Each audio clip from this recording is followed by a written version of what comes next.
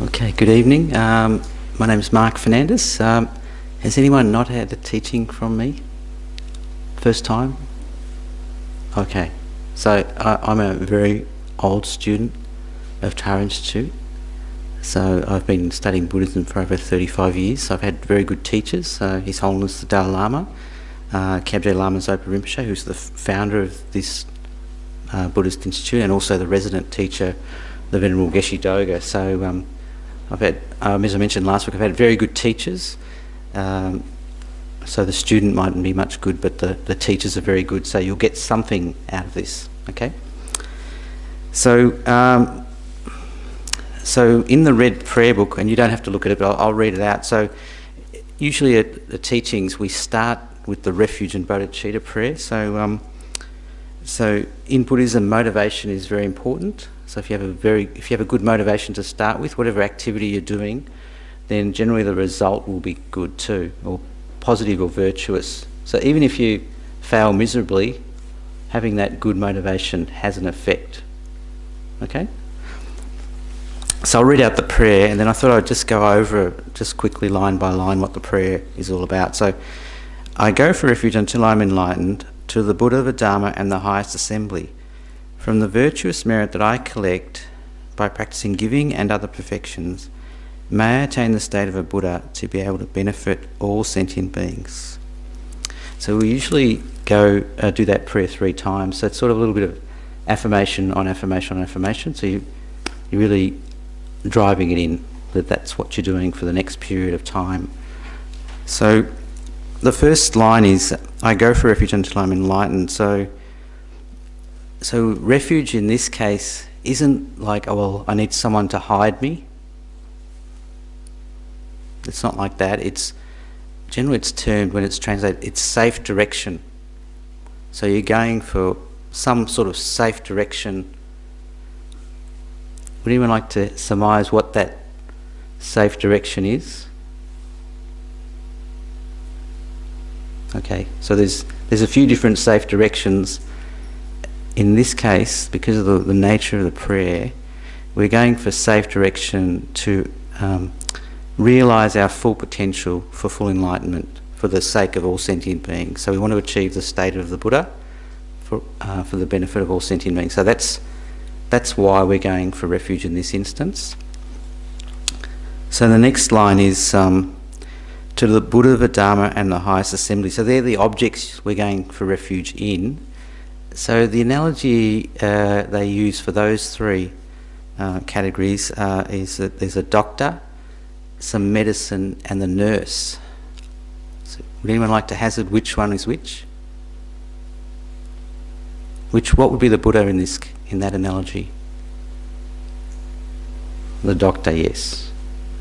And the Dharma, or the teachings, the medicine, okay, and the highest assembly, or the Sangha, the nurse. So if you've got that analogy going, what would we be in that instance? Patient, that's right. So from our side there has to be some acknowledgement, well, there's something not quite right at the moment, so I need to avail of the services of the 3. If everything was fabulous, then we'd say, well, I don't need that. But that's not the case. So we're sort of saying, okay, I need some assistance. These are 3 beings, or the 3 jewels we call them, that we can rely on. So all that has to be done through testing. So you have to test that, whether that's true or not. If you don't believe it, then you can put it aside. But you have to investigate yourself. So the next line, it's 2 together. So from the virtuous merit that I collect by practicing giving and other perfections. So this one, it's sort of saying, well, I've taken refuge and I'm going to engage in some actions. So in this case, for the next hour, you're listening to the teachings, huh? So that's virtue. Yeah? Okay, virtuous activity. So there's something that you're doing that's directed for a positive result. And then the last 2 lines, may I attain the state of a Buddha to be able to benefit all sentient beings. So in Buddhism there are a few different paths, but in this particular one, because the last line says to be able to benefit all sentient beings, you're actually directing your motivation to the highest goal of achieving Buddhahood. So you're not directing it to just your own welfare, your own fame, fortune and success, or your own higher rebirth, your own liberation. You're not directing it that way at all. You're saying you want to benefit all sentient beings, so you're directing it towards Buddhahood. So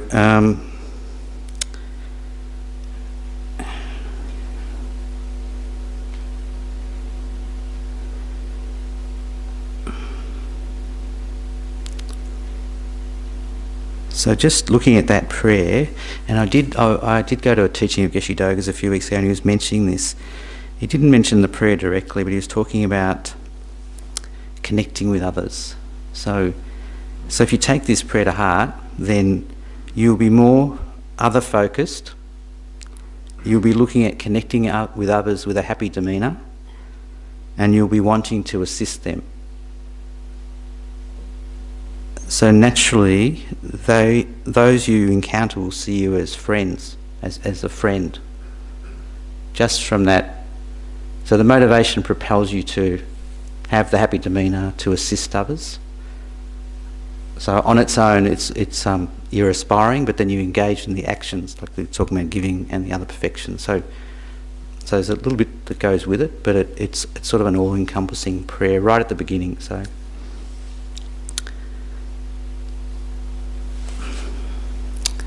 if you like, that refuge and bodhicitta prayer is actually a good 6 lines for you to meditate on, or think about and then meditate on, to see what it means to you. So I'll leave that to you to do another day or during the week or whatever, but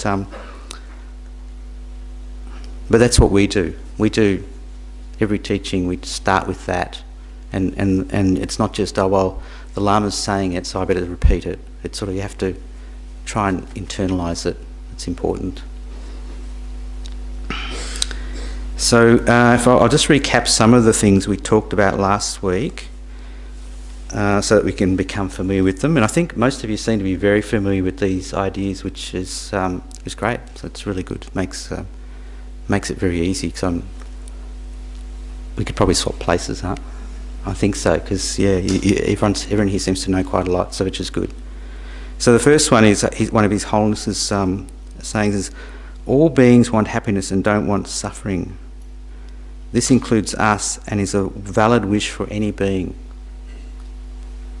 So is it invalid for any being to wish that? No?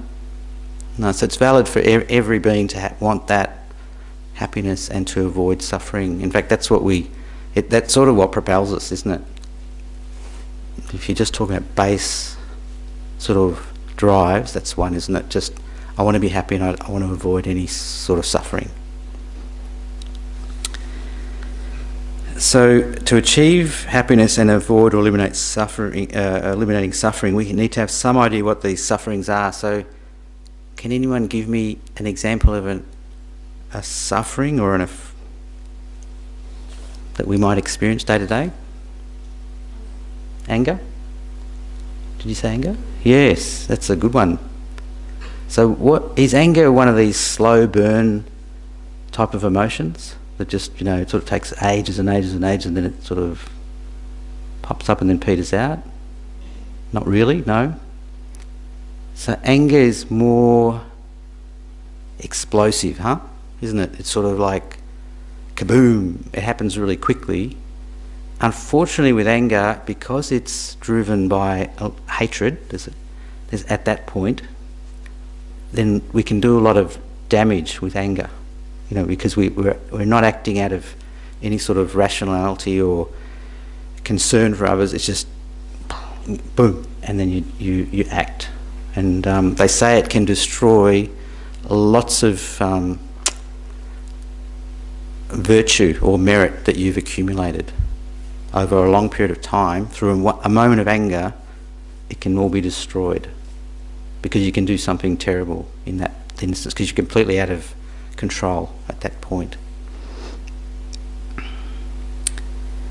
So I've got an example where this occurs, this happens to me, is when I get behind the wheel of a car. So I just, because normally I think, oh, well, I'm okay, easy going, it's all right.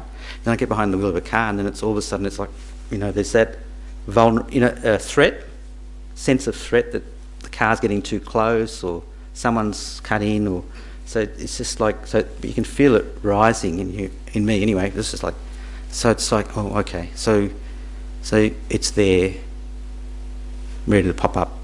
So that's a great example, an afflicted emotion of anger. So we'll cover anger a bit tonight, and its antidote. Or actually, there are several antidotes, and not all of them are easy to implement, and not all of them are easy to do in the moment, but they're all useful tools to counteract anger and curb its destructive capacity.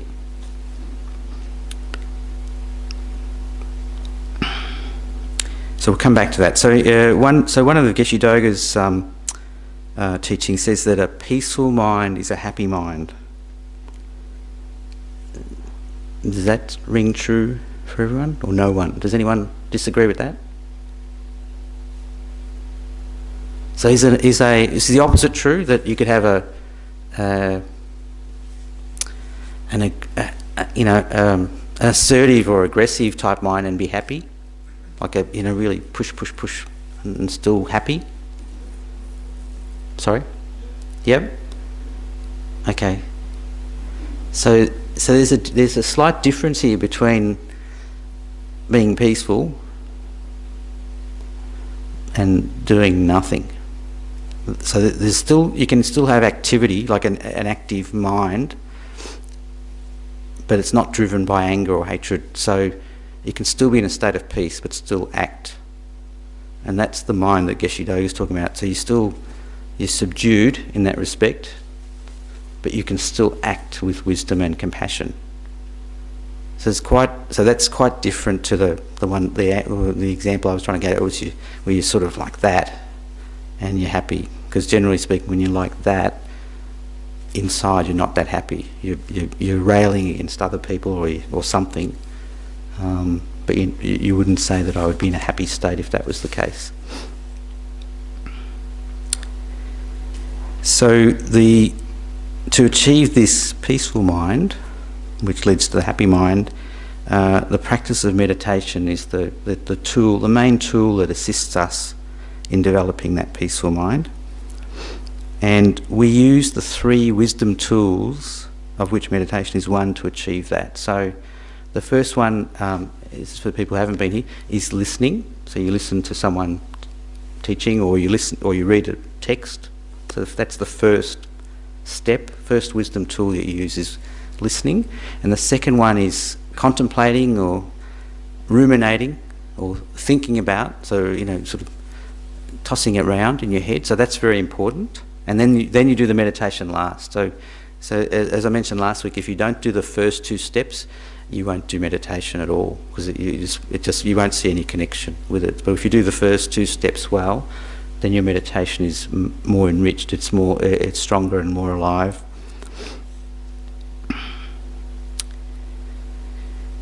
So in Buddhism, the afflicted mind, like anger, it's said to be adventitious. So I just want to see if my friend is here from last week.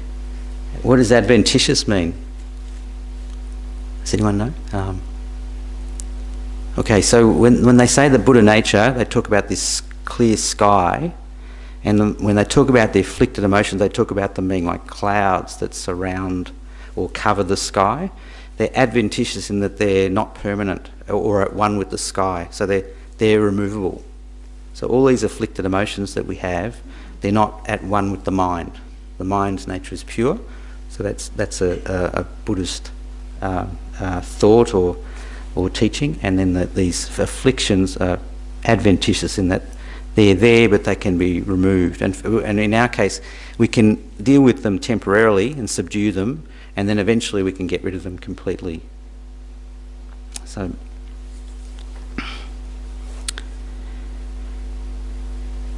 the sky, the features of that sky is that the mind then is clear, happy, and wisdom laden.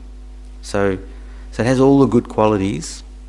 So it has the wisdom, knows what to do, has the ability to do it.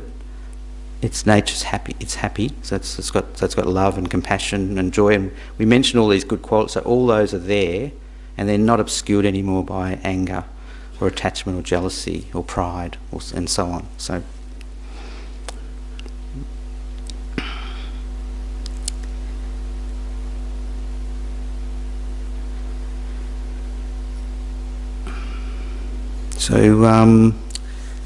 was the lady here who asked about colours last week? Oh, there you go.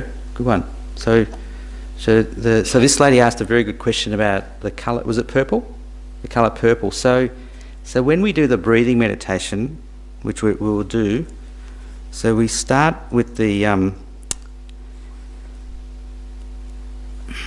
receiving of the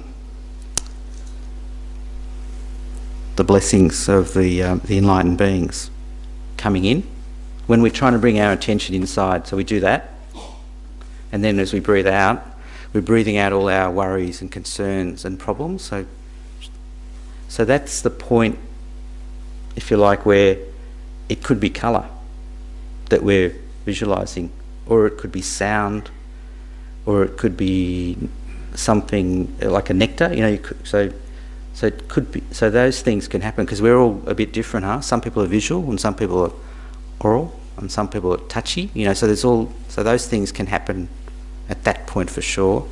And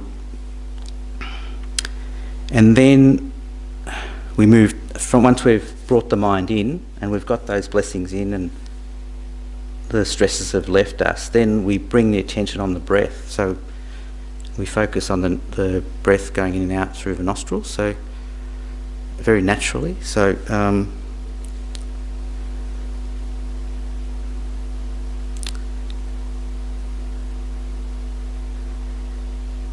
if we're experiencing colour, it's not a bad thing. So in a lot of the practices with the deities, there's use of nectars and lights. So perfectly reasonable and fine. But it does mean, though, that when you switch to the focus on the breath, you switch to that. So it might be still colours happening and everything, but you're still focusing on the breathing. So and that breathing, it's focusing on the mental image or the sensations of the breath as it's going in and out through the nostrils.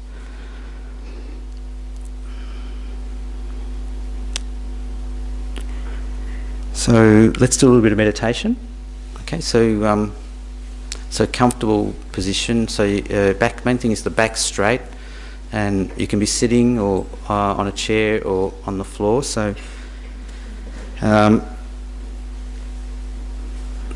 in our tradition, the left hand goes on the bottom, the right hand on top, and then the thumbs touching and the fingers pointing back towards the navel.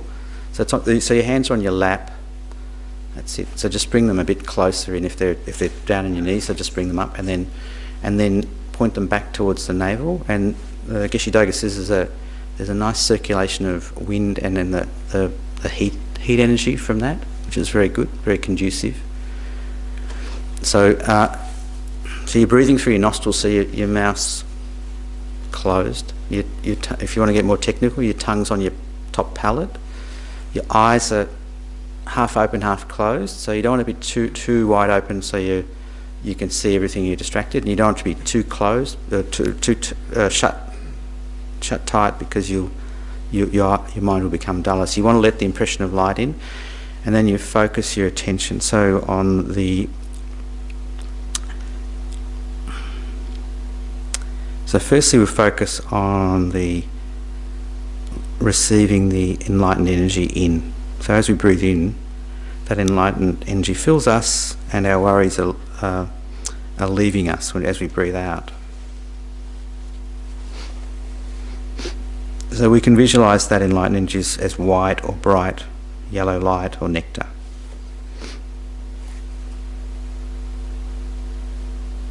So take a few moments just to feel that.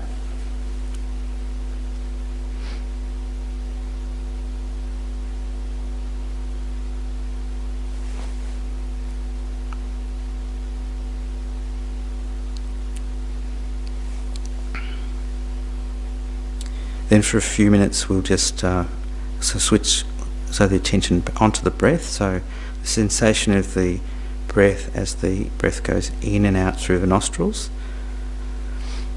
And just try and keep your attention on the breathing, and if your mind gets distracted, just bring it back to that, to the breathing as best you can, okay?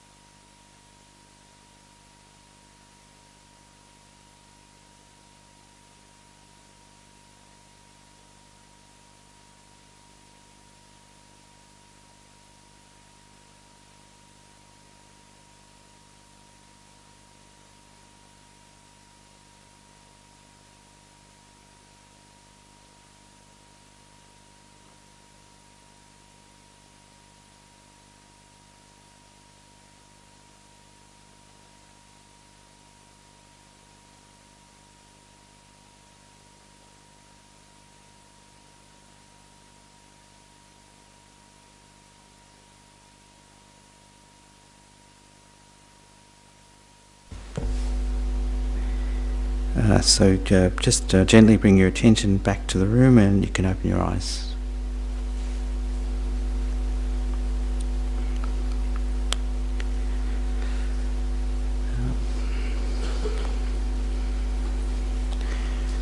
So I thought tonight we could cover a little bit about anger. By coincidence, I didn't put the lady up to giving that example, but it's very good that she did. So with anger, generally it's twofold. Either we're the victim of anger or we're the instigator of anger. So it's a two-way afflicted emotion, isn't it? We can either be the recipient of someone being angry at us, like, railing at Mark, you shouldn't have done this and it was terrible, or we could be the one responding to something with anger. So in both instances there's a thought to harm, because there's a little bit of hatred in there. And as we mentioned before, it's not a slow burn type of emotion like some of the other ones that we have. Like maybe attachment can be a bit slow. It can be quick, but generally it can be, oh, I've never noticed that person, before, there's sort of a little bit of, can be a bit of gradual, but with anger it's generally whoosh. Okay, so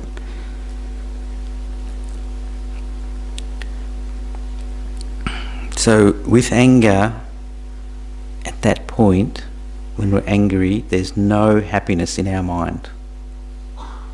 Not at all. So we can't have the two together. Would anyone agree with that, or is there some sort of... Yep. So can you be happy and then have anger at the same time going on? So no. So it's sort of it'd be nice to have, because you can compartmentalise it. So you think, oh yeah, the anger's over at the side, but my main mind is happy. But once the anger's there, the happy mind's sort of gone. It's sort of squashed.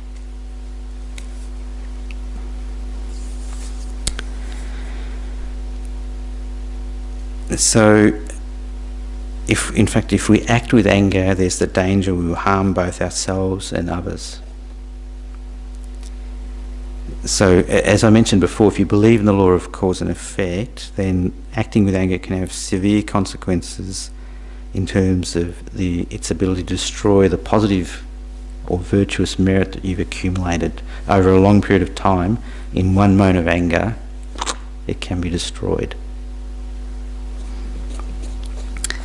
But even if you don't believe in the law of karma or cause and effect, we can see that being at that point of being angry, we're not happy. There's no room for happiness at that point. Can anyone see where acting with anger can lead to a good result? Does anyone have children? Yeah, a few laughs there. But yeah, so there's a difference between like a wrath towards, say, a child, and the wrath I use in this sort of it's more of a, you scream, don't run across the road, not because you're angry at them, but because you don't want them to be killed. So there's an example where it's not the emotion of anger where you want to harm them, but you're actually being very forceful and wrathful to save them. So I've got 3 children, and my youngest daughter, when she was young, she had no sense of safety. So so my middle daughter was on trainer wheels on the bike. She was 2 years older. The youngest one was pedaling behind her with no training wheels, because the middle one was cautious. She was like, are you holding on? Are you holding on? And I'd say, yeah, I'm holding on. Then I'd let go. But but the youngest one was just. But then what I noticed was, with the youngest one, she'd have no sense of safety. So she'd ride the bike, and we were riding on sort of single file on the road, and I guess she would have been 9 or 10, and the others 13 and 15, so it's just like that. And then the others were all riding like that, but then she'd veer out. So so I'm thinking, so she didn't have that sense of personal space or safety at all. So it's sort of like, for a parent, it's quite, it's a whole heart attack time, because you think, is she going to survive? But she grew out of it eventually. So there's one thing where you're going, well, I'm going to tell her or tell them, not to do something, but it's not out of anger. So there's still a force there, but anger's not present, I hope so. So one of the antidotes to anger, it's said to be love. So in Buddhism, love is defined as the wish for other beings to have happiness. That's the Buddhist definition of love. And so when His Holiness says, "May all beings have happiness," He's talking about love there. So so when you're angry with someone, is it easy in the midst of that anger to think about, may you have happiness? No? Yes? So it's almost impossible at that point, when the anger's already there, for you to switch, to change gears and go, "Oh yeah," and then go, "Oh, I love you," and it's so it's extremely difficult.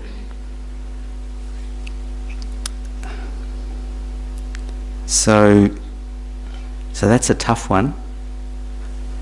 So there's another technique, and this one's called the practice of patience.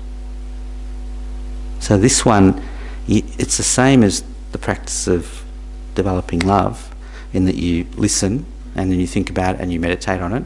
And this patience is this forbearance to be able to put up with little small slights, small sufferings, small taunts, and not react with anger.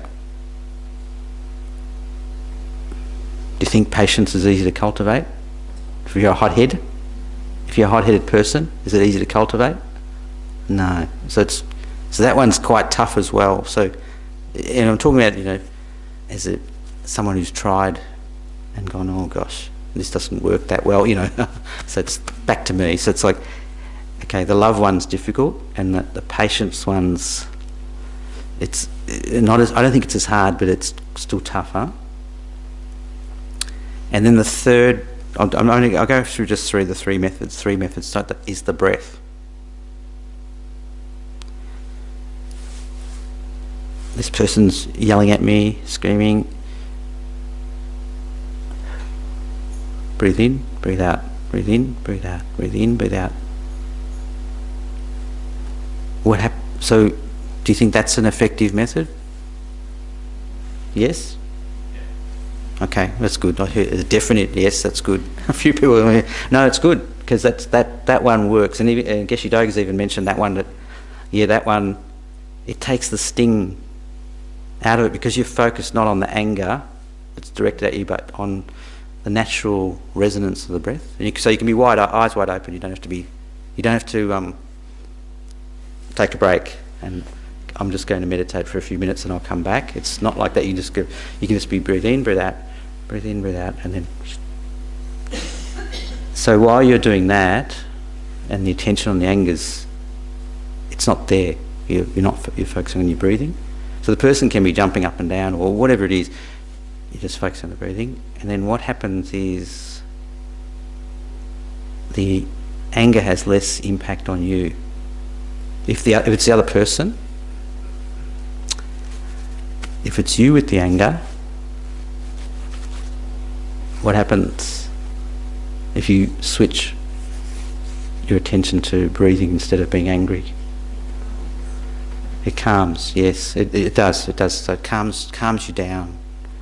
So you think, oh, how could that work? But it's that switch of your cognitive switch. So you've gone from just focusing on the object and going, yeah, I'm really angry, I've had enough, and then you back breathing, and then because your focus has gone to this, when you look back, the intensity of the anger to that person or that situation's dissipated.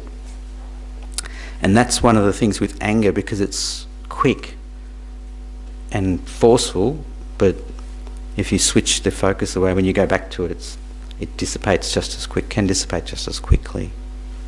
Yep. Are there any techniques with those who are not angry? Because we can get so swept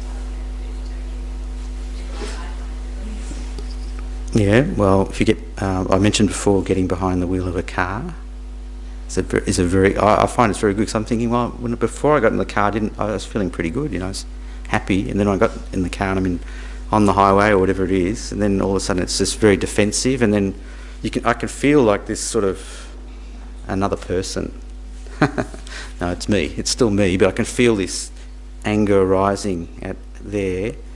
So is that is it what you're talking about? For me, it's when sometimes I feel that way, that actually not step back and say, oh, I'm angry right now. But then maybe the next day I'll realise Yep. that's what was happening. So how can you realise in the moment so then you can not want to think? Yes.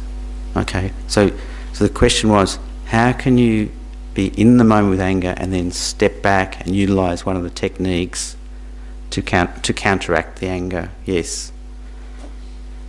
So it takes the three wisdom tools. So you have to listen, and then you have to contemplate, and then you have to meditate. So all those the three techniques I mentioned, they all take a bit of practice. You know, you have to listen and think about, and then you finally meditate on them. And then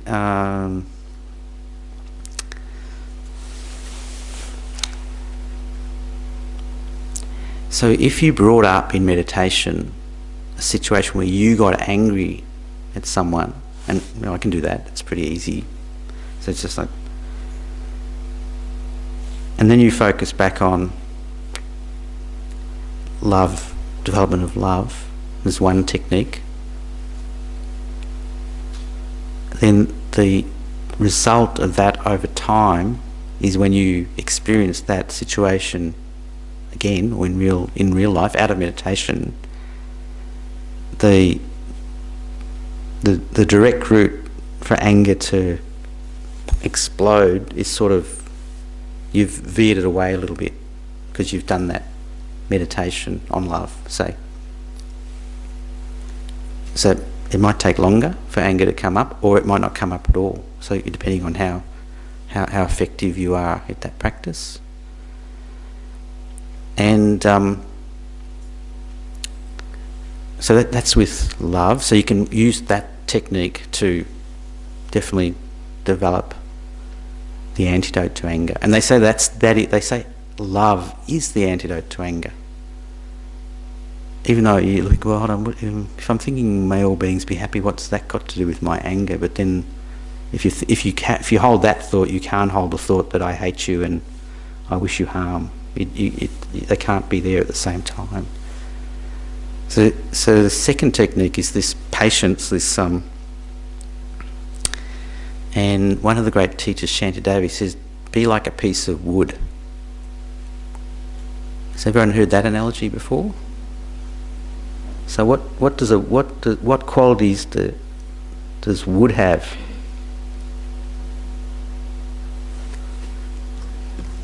It does nothing. It's sort of inert. It's just unresponsive, huh? So that's at that situation when the flare-up occurs, and I'll use the example with someone's angry at you, but you can reverse it as well. So when you feel the anger, you're inert. You're inert in that respect, in that you're not responding back with anger towards that. So that takes practice as well. But that's what Shantidevi describes as, you know, you're like the piece of wood. Whatever harm comes your way, it doesn't matter.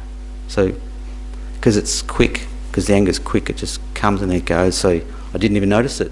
So that's the other technique.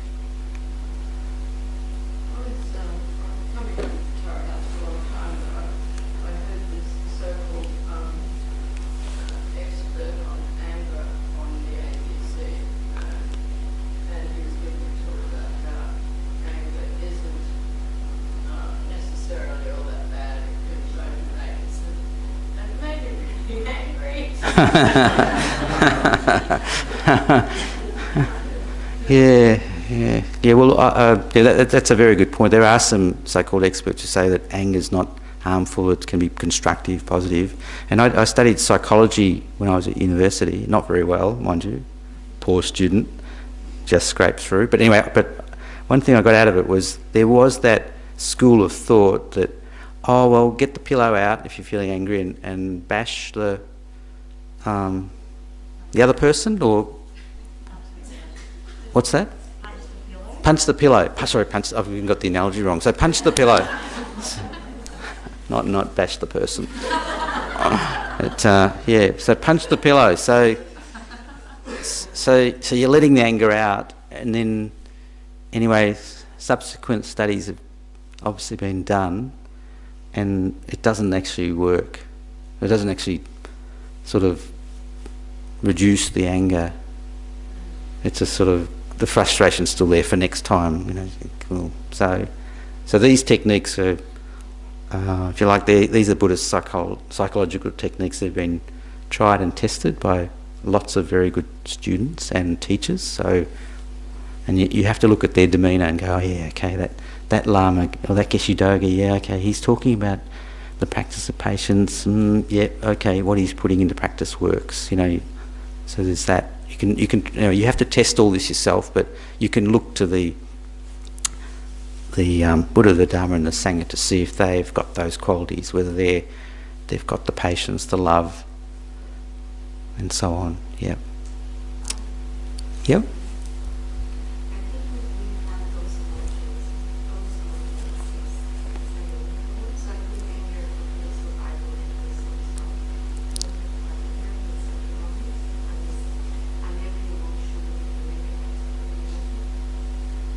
Yeah.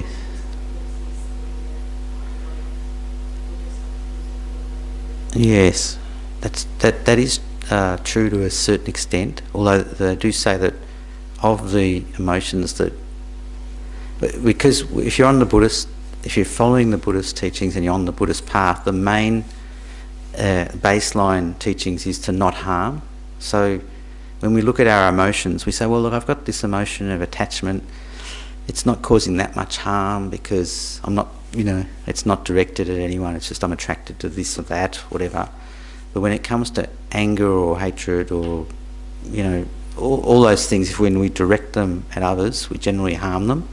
So the baseline is that, the baseline is we try not to harm, and then if we can, if we're really one step up from that, we'll try and benefit them, and that's where this motivation comes in. I'm going to do everything I can to engage in those practices to benefit the sentient beings. And you have a happy demeanour, a good countenance, and then people see you as the friend.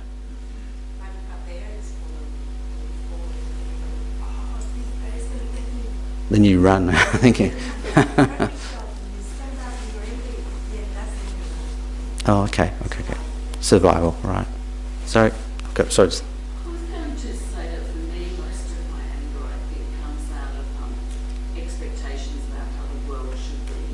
Yes. You know, that I know to, you know, a healthy, peaceful, you know, prosperous life where if I'm paying for a service, they deliver it well. If they, you know, if they're a friend, they're reliable or whatever, you know. So it's all these assumptions, and then when those assumptions are breached, then I'm angry. So this is only the third time I've been here. So it seems to me that my own anger is something to do with the wrong mindset about the nature of reality. Yes. My place in it. So I'm just wondering if you could give like a 3-sentence teaching on what that right mindset should be. All right. 3 lines, eh? It's not much, is it?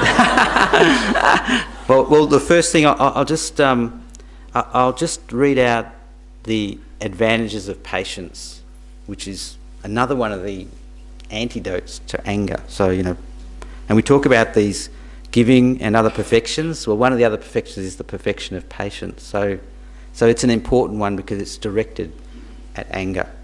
So at counteracting anger. So the advantages are, one cannot be conquered by an external enemy if you have patience. So whatever happens, whether it's someone didn't deliver what they said they'd do, it can't upset your happiness. If you have patience, then your mental and physical happiness increases. So, does that sound true? What about physical happiness? Do you think that's true? If you're patient, if you have this patience, do you think it'll make an impact on your physical happiness or health? Really? Why? Well, someone can answer. Why would you say that? And I'll repeat what you say. So.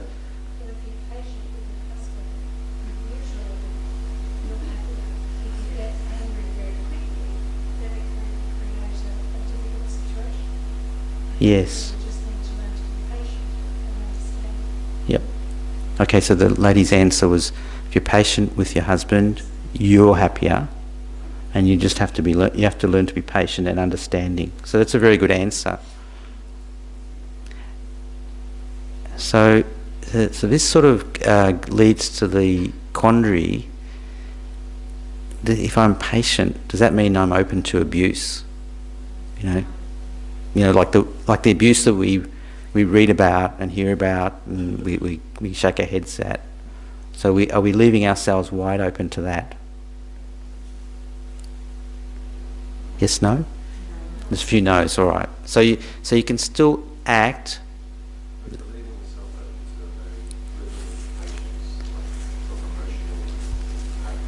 Yes. So you can still act, but just not with anger.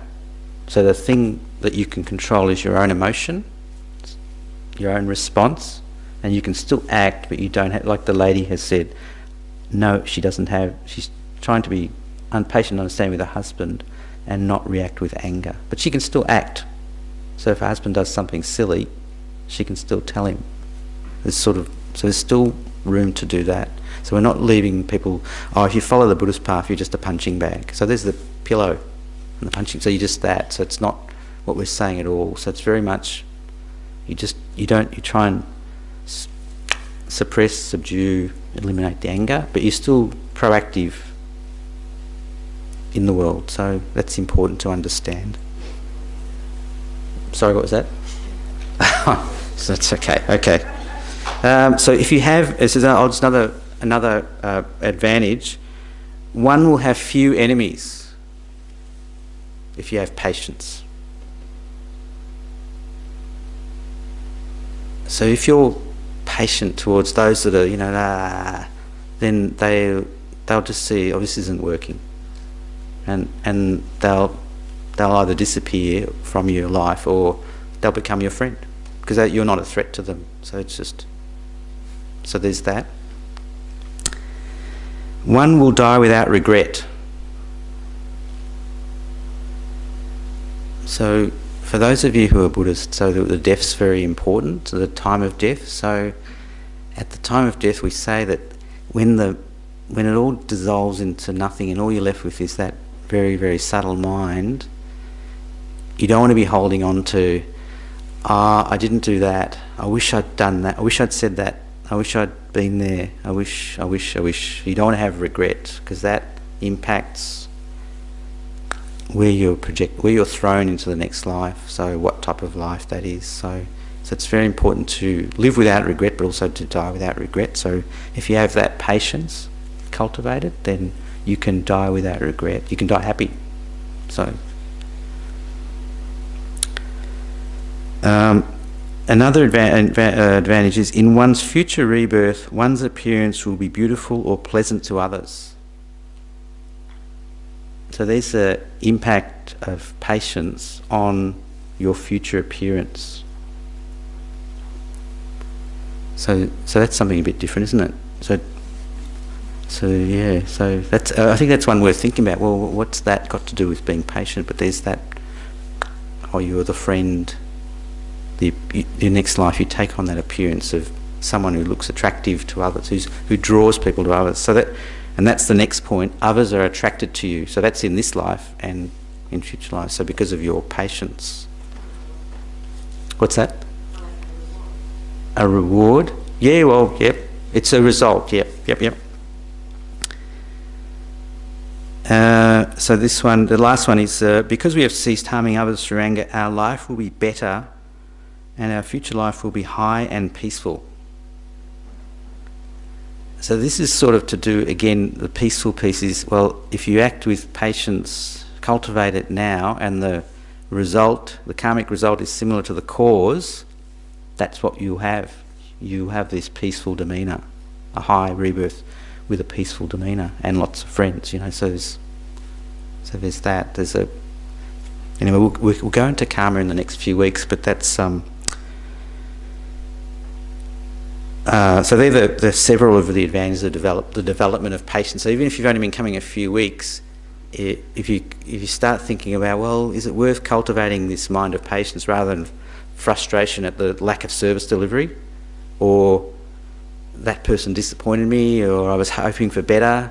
It's sort of like, well, if you turn it around, then these advantages come in this life.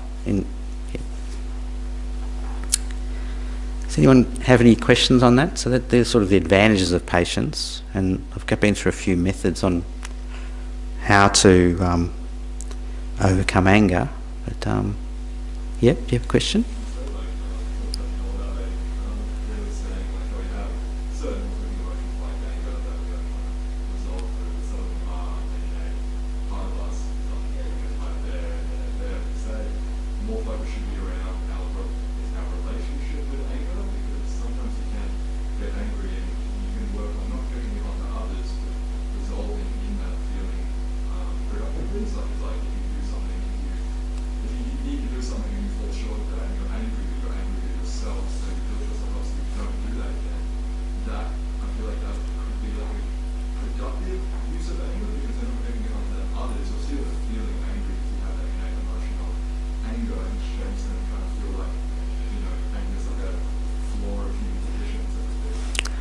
Yeah.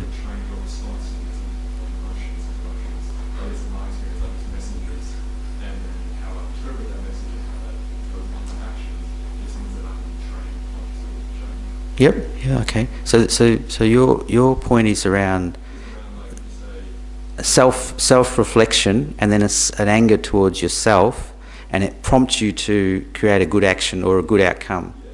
So yes. So the only thing I'd say to that is, if you have any self-hatred at that point, then that's not good. So that's not Buddhist. So we're sort of not about, flagellating it, like you're really beating yourself. You sort of have to. You can still be constructive and go, look, yeah, like me. Okay, I could do better. I should have done this instead of that. There's that room for improvement. I agree, but I try not to come at it from the point of view that I'm hopeless, I'm worthless, I really hate myself, because then it's a slippery slope, unfortunately. So you have to almost be having the same critical look, but from a point of view of compassion for yourself or love for yourself. That's much more productive. Yeah.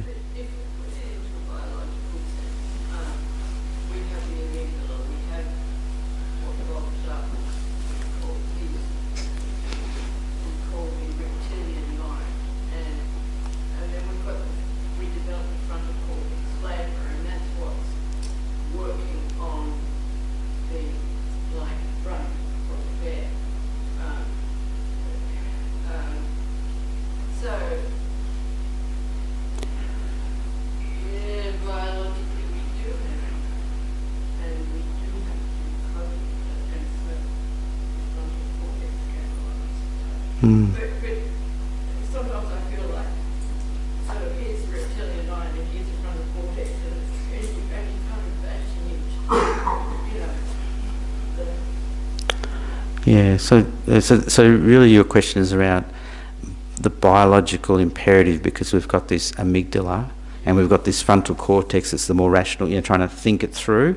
So which one will prevail?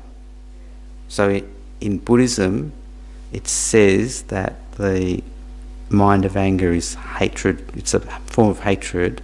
It's an afflicted emotion, and because it's not at one with the mind, then it can be temporarily removed and then eventually completely removed. So if it was completely permanent, it's like that, it's at one with Mark, then there's no point in doing any meditation or listening to teachings, because I couldn't improve.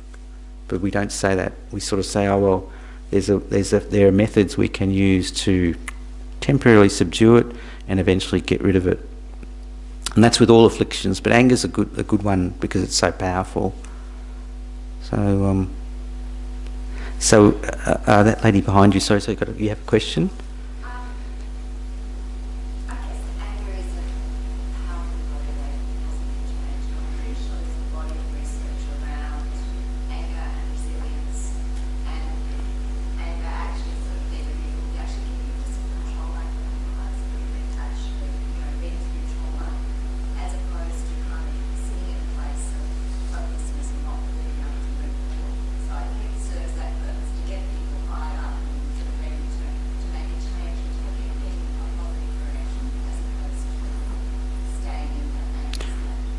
Yes. Yeah. So it's just it probably comes from perspective, doesn't it? If you're a victim and you've been harmed a lot, then obviously your therapist or your counsellor is going to say, well, you talk about all those things, terrible things that happened to you, and the natural response you'll feel won't be compassion for the perpetrator that harmed me, but more like anger because I was harmed. That's pretty natural, isn't it? So no one's doubting that, and we're not doubting that here, that's a... Body research actually comes out of the bushfire tragedy. Oh, I see. I did study, it was about anger and resilience and looking at how people coped in very different situations. And people who were angry, a lot of them actually did better than the people who didn't. Hmm. Save themselves as an investigation. Yeah. I'll move on to that lady's question, so at the back.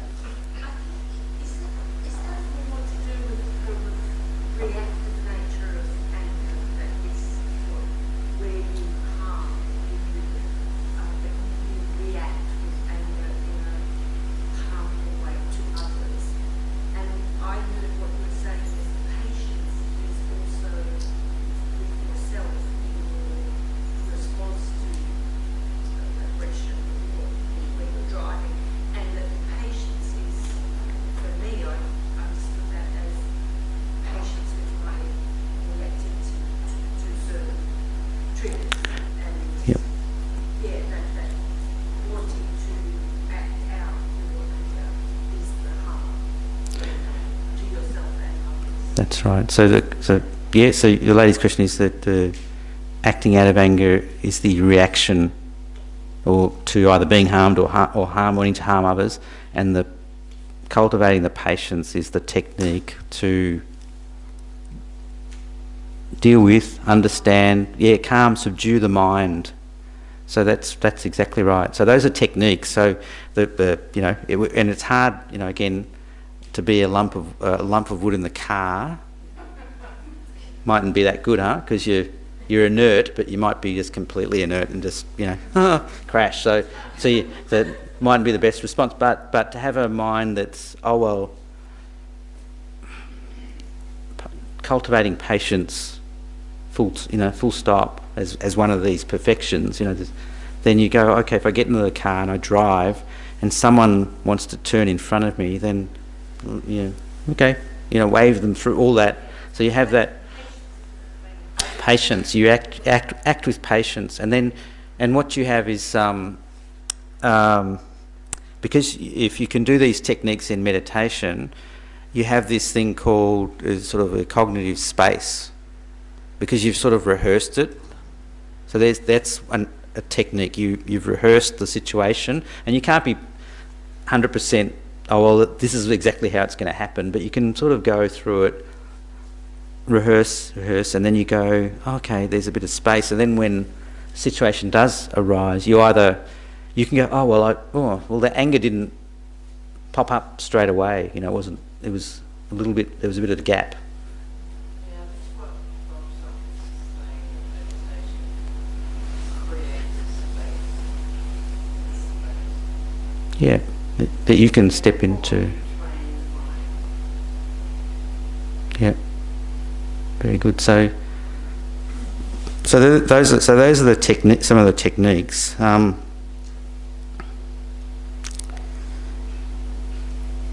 We've only got a few minutes, so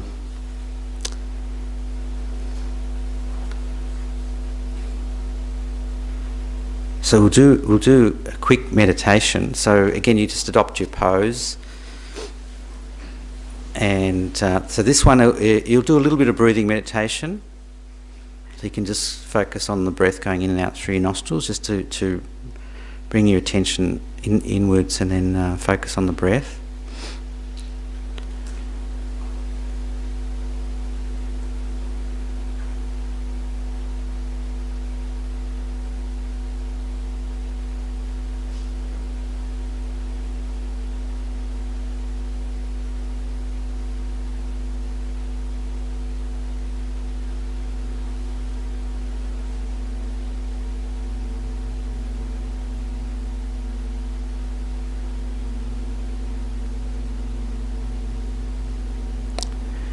And then we can switch to just a visualization of someone in front of us who's that we've actually encountered, who's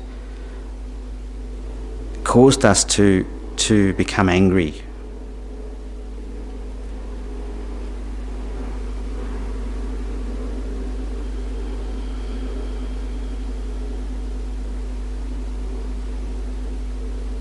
And we can sort of picture ourselves getting the anger building within us.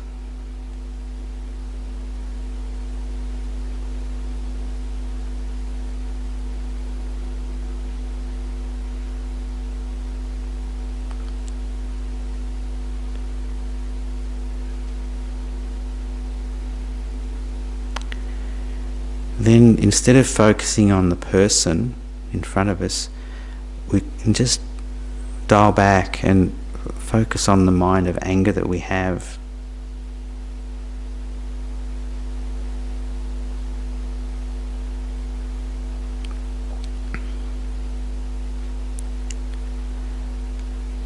So we can ask ourselves, is that mind of anger permanent?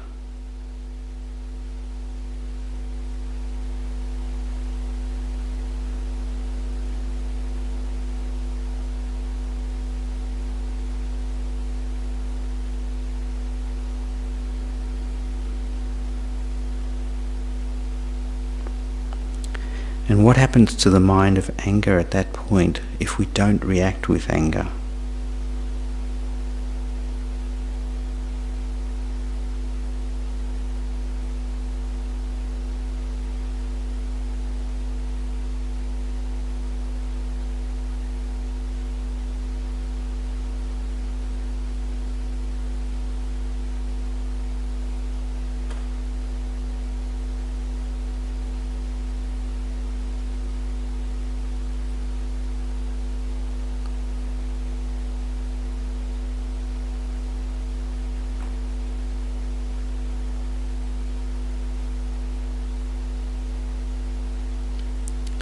So you can bring your attention back to the room and open your eyes.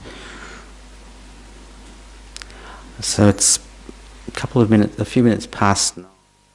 Sorry. So we'll finish for this week. So thank you everyone for coming. There's a cup of tea and chocolates and cake, I believe, outside. So you're welcome to join us. Thank you.